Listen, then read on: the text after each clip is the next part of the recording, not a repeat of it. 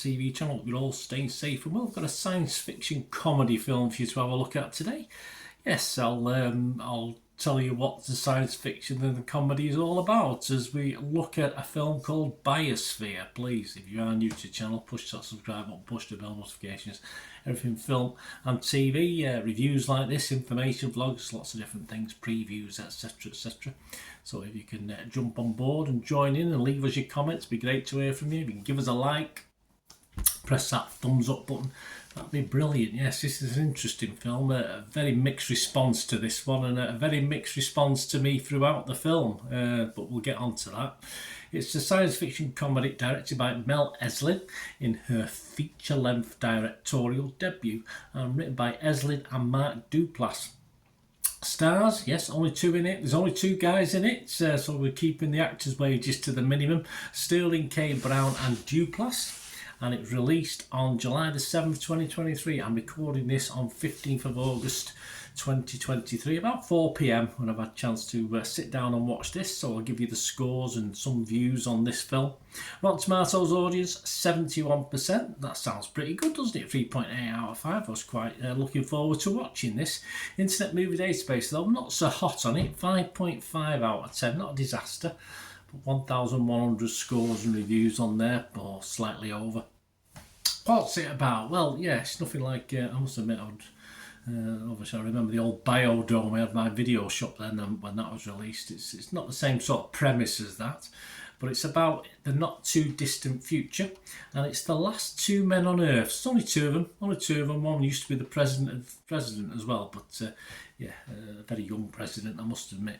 But the last two men on Earth must adapt and evolve to save humanity. Well, it's very doubtful these two will save anything. They can't even save the fish. Rotten Tomatoes, the critics, 77% of 71 critics are positive. That's not bad, is it? So, yeah, an average rate of 6.7 out of 10. So not too shabby at all. 55 fresh and 16 rotten. Richard Rooper from Chicago Sun-Times, he said, "Alas, there's not enough story here to warrant a feature-length film, and the ending feels like a cop-out." I totally agree. Emma Stefanski from IndieWire said, "Biosphere is tons of fun as a character study." Well, I wouldn't, tons, but its ideas will leave you gazing out of its geodesic windows, wishing there was something more out there. Yeah, well, there's a big green spot that gets sort of bigger, but hey, that's about it. Dennis Harvey from Variety said, "Ultimately, the performers are winning enough, and the ideas in the ambiguous story intriguing enough to achieve an end result of successful middleweight charm and substance." I'm sorry. Up till about the last, well, until the credits, I probably agreed with that, but as soon as the credits hit, I wonder what the hell I'd watched. Brian Tellerico from RogerEbbett.com.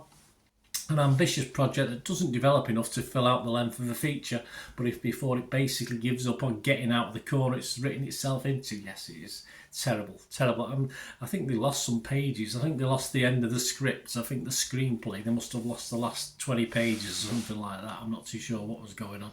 The consensus reads, this is the consensus of Rotten Tomatoes, Biosphere's rambling, unfinished feel doesn't always serve its thoughtful themes, but it's often offset by the engaging interplay between the movie's well-matched leaders. If you don't like the two guys, you're struggling with this, and I wasn't overly bothered about either of them, in fairness.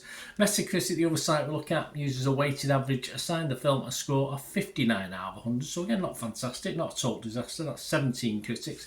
11 were positive, which I thought was quite good. 4 were mixed and 2 negative. Yeah, I expected more mixed reviews. And it scored anywhere between 25 and 91 out of 100. Movie Nation's Roger Moore give it 50. He said, "I think most of us inclined to go see it will be doing all its heavy lifting for it, as what's here feels slight, incomplete, and not nearly as funny." There's a lot of incomplete coming with this, isn't there? Cute and deep as these folks seem to believe. It's not. It likes itself. It seems to like itself more than perhaps some of the audience will. New York Times, Amy Nicholson, well, she was very, very impressed. She gave it 80 out of 100. I can say without hyperbole that there are conversations in this movie that I've never heard before and refuse to spoil. Better, I can confirm that Brown, the straight man to Duplass's comic relief, delivers his half with conviction. I'm glad, Amy, you obviously enjoyed the conversations and everything else.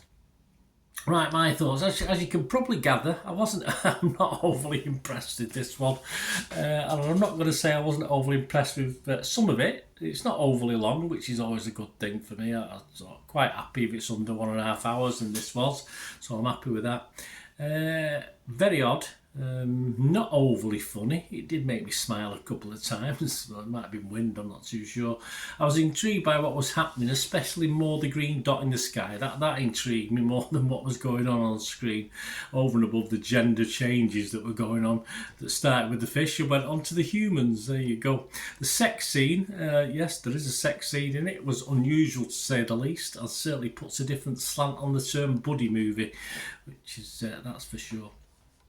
Above all, though, for me, as I say, I was intrigued by some of it. I was interested in certain things, the green spot, but above all, the ending makes this, for me, a total waste of time. It just took anything away from what I did enjoy in the film. As I said, there's bits in it I quite liked. Very unusual, quirky to say the least. I like quirky, but I'm sorry that ending was just ruined it for me. Just total waste of time. Lazy for me, that ending. So yeah.